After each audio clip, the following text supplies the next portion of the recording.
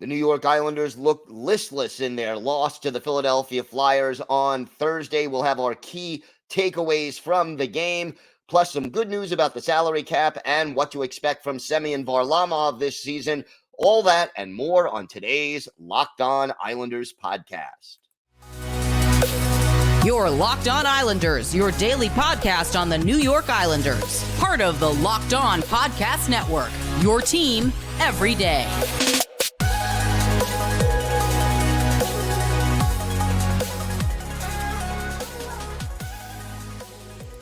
And welcome, everybody, to the Friday edition of the Locked On Islanders podcast, part of the Locked On Podcast Network, your team every day. I want to thank everyone who makes Locked On Islanders your first listen every day. Don't forget to subscribe on YouTube, wherever you get your podcasts, so you can get new episodes as soon as they drop. And you can now hear us on SiriusXM on the SXM app. Just do a search for Locked On Islanders. We have got a lot to discuss on today's show, but first, if there's something Islanders related on your mind, if you have a question, a comment, maybe a topic you'd like us to discuss in a future episode, feel free to send us an email. The email address is lockedonislanders@gmail.com. And if you leave your first name and where you're from, we're happy to mention you on the show when we discuss whatever topic you want us to discuss. You can also follow the show on Twitter at Locked On Isles, and you can follow me, Gil Martin, on Twitter at Ice Wars, NYR, VSNYI. We will keep you up to date on all things Islanders all season long, and I am also live tweeting during nearly every Islanders home and road game. Always great to talk Islanders hockey, game time or anytime, so definitely reach out during the game or whenever, and let's talk some Isles.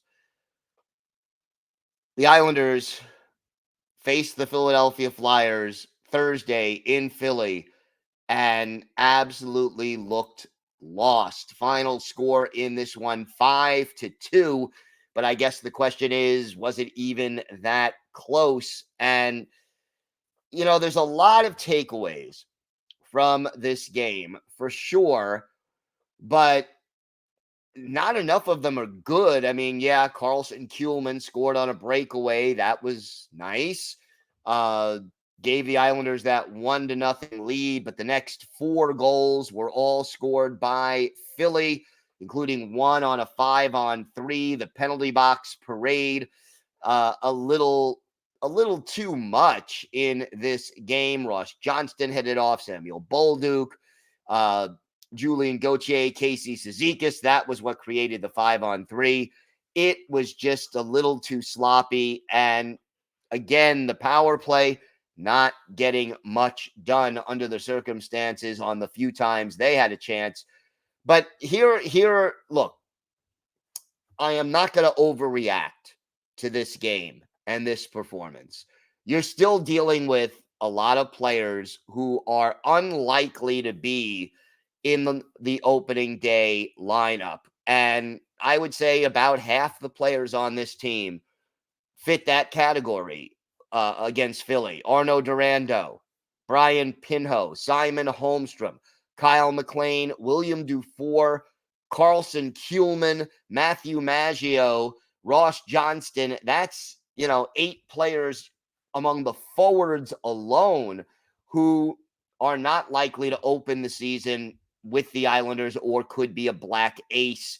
And I didn't even include Julian Gauthier in that. On defense, Paul Ledoux played, and then you had both Sebastian Aho and Samuel Bolduc in the lineup. You didn't have Pellick or Polak. They didn't play.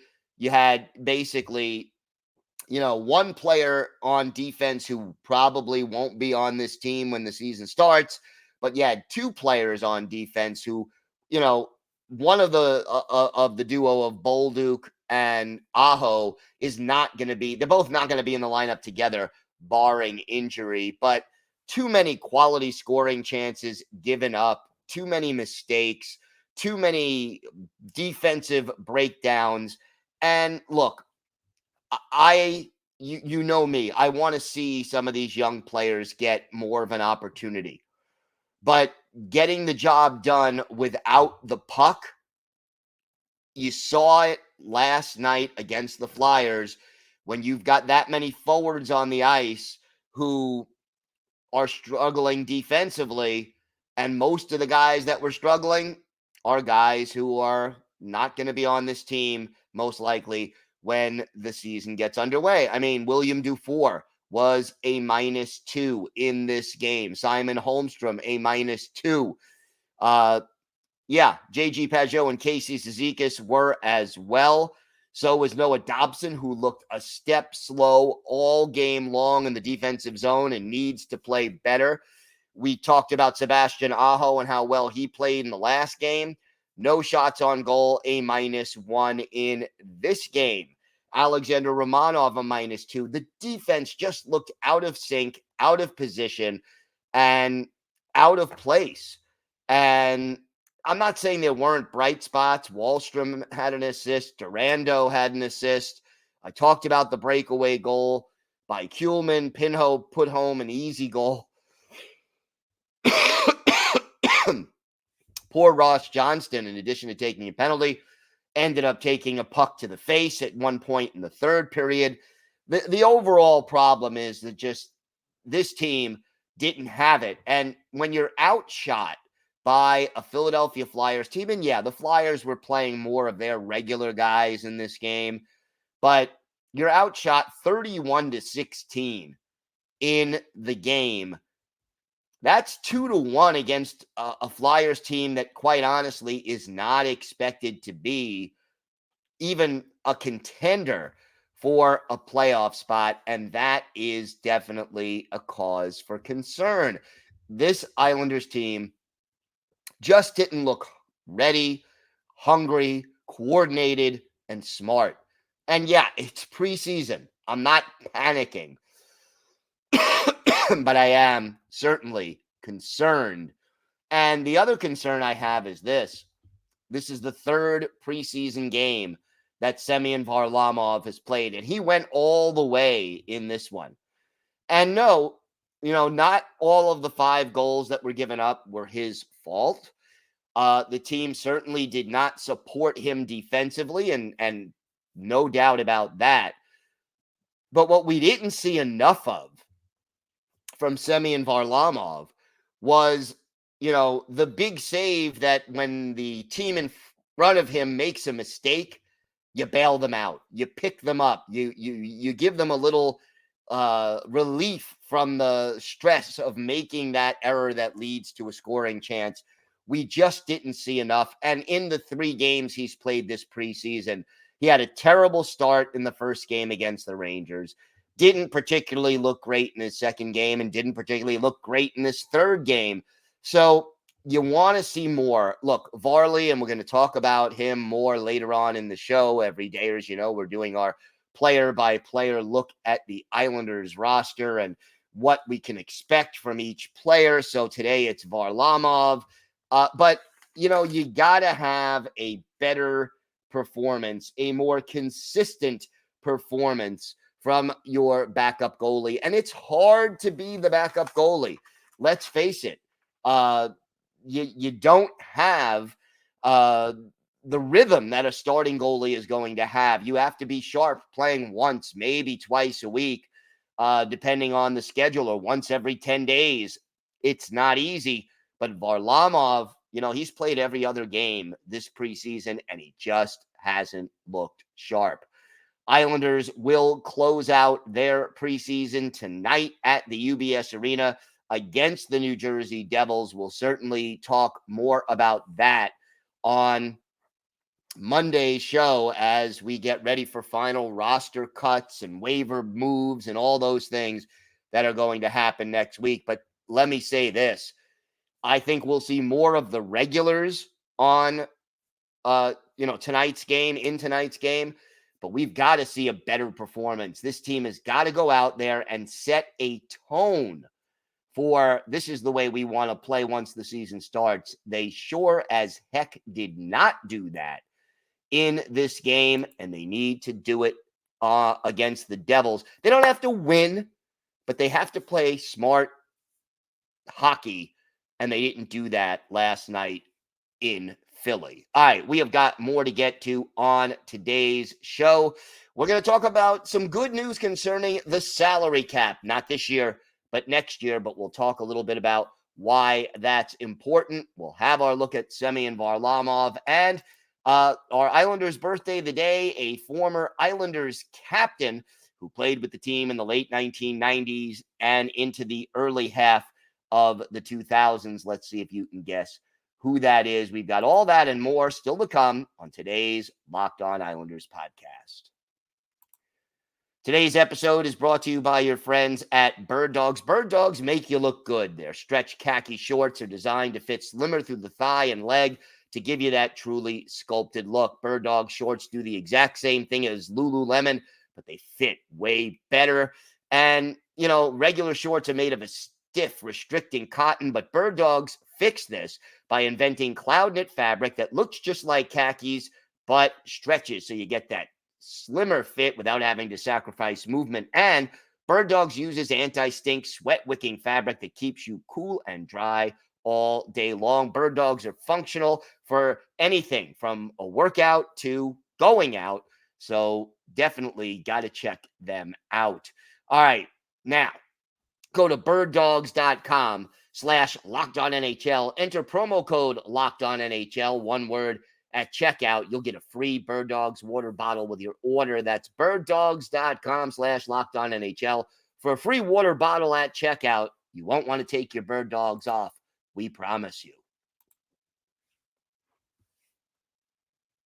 So Commissioner Gary Bettman, everybody's favorite bureaucrat, but anyway, Commissioner Gary Bettman making a statement on Thursday that I think is basically some good news, not just for the Islanders, but for all 32 teams in the NHL. And again, this is a preliminary indication, but it looks like the salary cap is going up this year, for 2024, 2025 by a nice little amount. Bettman saying that the cap should be somewhere between $87 and $88 million for next year.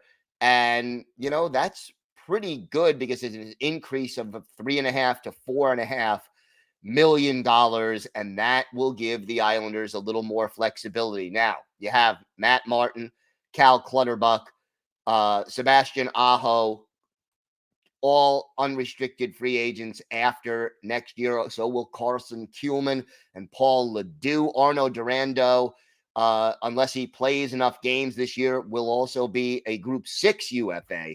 And then the restricted free agents that the Islanders would need to re-sign, Wahlstrom, Salo, and Chalowski, if they want to bring them back on the team. Now, as of right now, the Islanders' contracts are worth a little more than $83.5 million.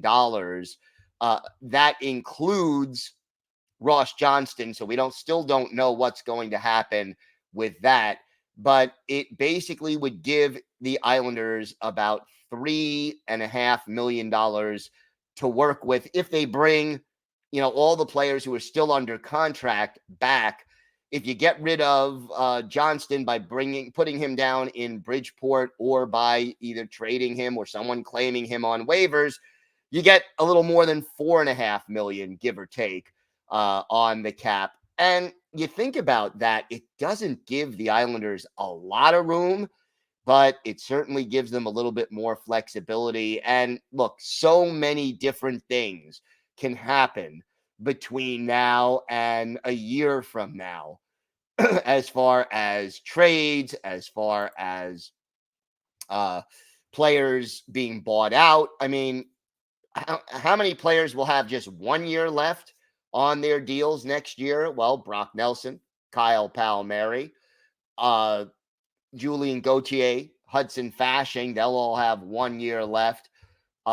You'll have Noah Dobson, Alexander Romanov, and Samuel Bolduc with 1 year left before they become restricted free agents. But realistically, you have a situation where if you trade away or buy out one player, then you've got enough money to start thinking about bringing in a bigger name, or at least to entertain that possibility. Obviously, the question remains, how does Lou Lamoriello handle it? Certainly, how the Islanders perform this year will go a long way toward determining what this team does. But, if Oliver Wahlstrom has a good year, you can re-sign him with that available cap money. I know what Islander fans are thinking. Lou Lamoriello, don't re-sign Cal Clutterbuck and Matt Martin to 3 or 4 year deals at $1.5 million per. Yeah, I get it. I don't think that's going to be the case, but again, we'll see. But if the Islanders can play their cards right, you may have enough room to bring back some players or to bring in a player or two, and that is certainly a good thing. Briefly wanted to talk a little bit more about tonight's game against the Devils. Obviously, with Varlamov playing last night against Philadelphia, does Lane Lambert go with a full 60-minute performance by Ilya Sorokin? That is definitely a possibility. Or do you want Varlamov out there for a period or more just to try to give him a little more confidence to start the season off a stronger performance? At this stage in his career, I don't think that's essential for a veteran like Varlamov. I think he'll be fine, but I really do want to. He's got to play better than he did in the preseason. Let's put it that way. And then the other thing is, do you give a last look to some of these kids? Are you going the route of, okay, we're going to see Matthew Maggio one more time, Ruslan Ishkov one more time? Do we look at Arno Durando and William Dufour one more time? Or do we go with something closer to the lineup that we want to have out there on opening night and see how the chemistry develops? I'll be watching to see where Anders Lee plays. Is he back on the first line or back on the third line? That's another question. I still think he's not ideally suited to play with Bo Horvat. We want to take a look at Bolduc and Aho, but do we get a look at both of them in this game again? Certainly you want to see Julian Gauthier and Oliver Wahlstrom and Hudson Fasching and the players who are battling for that possible last roster spot. All of these things have to be taken into consideration over the course of this game, and hopefully, we'll see a better quality of play from this team tonight at home against the Devils. The NHL season starts next week. Locked On has put together the ultimate season preview for the Eastern Conference. You could find the episode available now on the Locked On Islanders podcast feed, and it's going to feature me both talking about the Islanders and interviewing some of the other hosts from around the league about their teams. So definitely check that out wherever you get Locked On Islanders. We've got more to get to. We have our Islanders' birthday today. We will take a look at Semyon Varlamov and what to expect from him this year. All that and more next on the Locked On Islanders podcast. When you're drafting your fantasy team, do you ever wish you could do the same thing with your business team? Well, if you're building a roster to win the league, you need Indeed. Indeed is the hiring platform where you can attract, interview, and hire all in one place. Don't spend multiple hours on multiple job sites, looking for candidates with the right skills when you could do it all with Indeed. Find top talent fast with Indeed's suite of powerful hiring tools like instant match assessments and virtual interviews. And Indeed's U.S. data shows that over 80% of Indeed employers find quality candidates whose resumes on Indeed match their job description the moment they sponsor a job.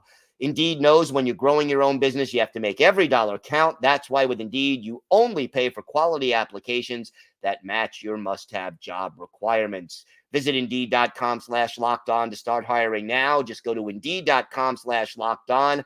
Terms and conditions apply. Cost per application pricing not available for everyone.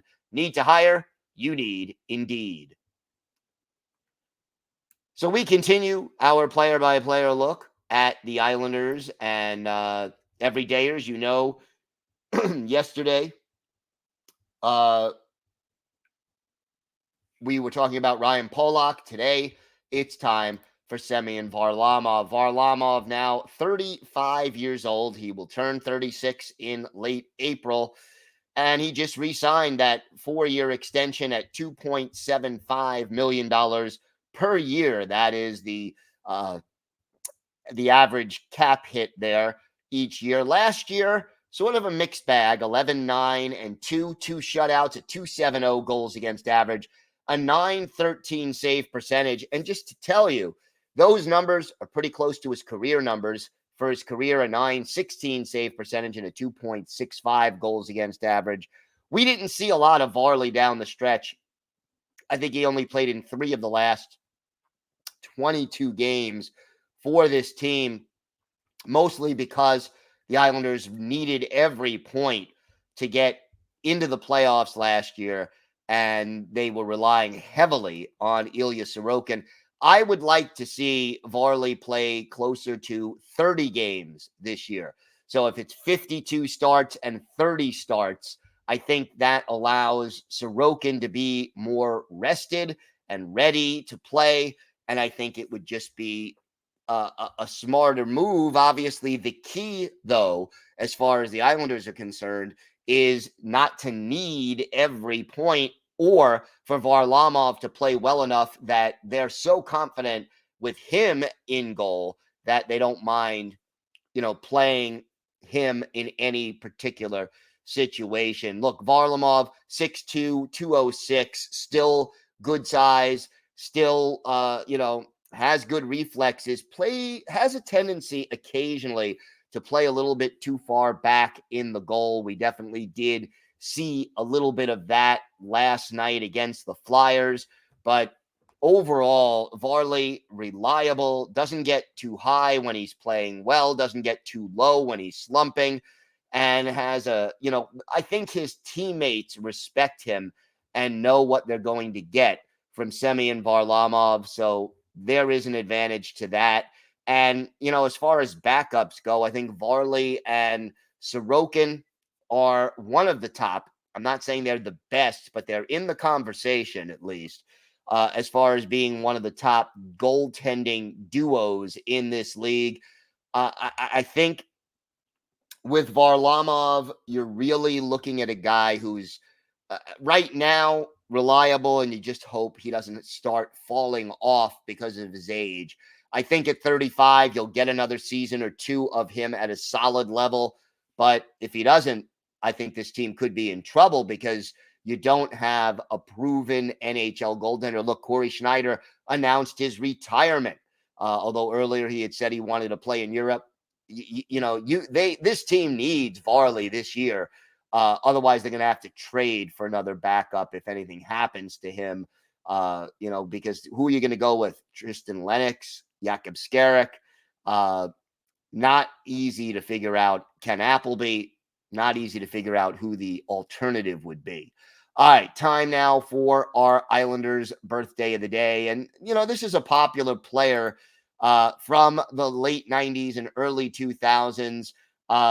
Today is the 49th birthday of former Islanders defenseman and captain Kenny Janssen. Janssen, drafted by the Maple Leafs, 12th overall, first round back in 1993, came to North America in 94-95, spent part of 2 seasons with the Leafs, and then was dealt to the Islanders in 95-96. Stayed with the Isles through the 03-04 season, and then headed back to his native Sweden. And in 686 career games, 63 goals, 267 points, and 298 penalty minutes, add 19 playoff games, 15 of them with the Isles, 1 goal, 4 points, 6 penalty minutes, all 4 points coming as a member of the Isles. Janssen, a good puck-moving defenseman, 6'3", 205, strong positionally, but not the most physical defenseman. But he really knew how to pass and how to operate with the puck. Best season as an Islander, 97-98, 14 goals, 40 points, had another 10-goal a year in 2001-2002. One of his better games with the Islanders, how about November 26th, 1997, at the Nassau Veterans Memorial Coliseum. The Rangers are the visitors. Mike Richter, the goalie for the Rangers. Tommy Salo in goal for the Islanders. And in this game, it's Kenny Janssen picking up the game-winning goal as the Islanders beat the Rangers by a score of 4-1. Janssen also had an assist. He was a +1 and scored on his only shot in this game. He ended up assisting on the clinching power play goal by Robert Reichel, who, by the way, had a hat trick in this game. But Janssen with a goal and an assist, and his goal was the game winner. So happy birthday to Kenny Janssen, 49 years old today. He is our Islanders' birthday of the day. I want to thank everyone for making Locked On Islanders your first listen every day. Everydayers, Monday on the show, we'll wrap up the preseason. We will continue our player-by-player look at the Islanders with Brock Nelson. Until then, have a great weekend, everybody. Stay safe. And of course, let's go Islanders.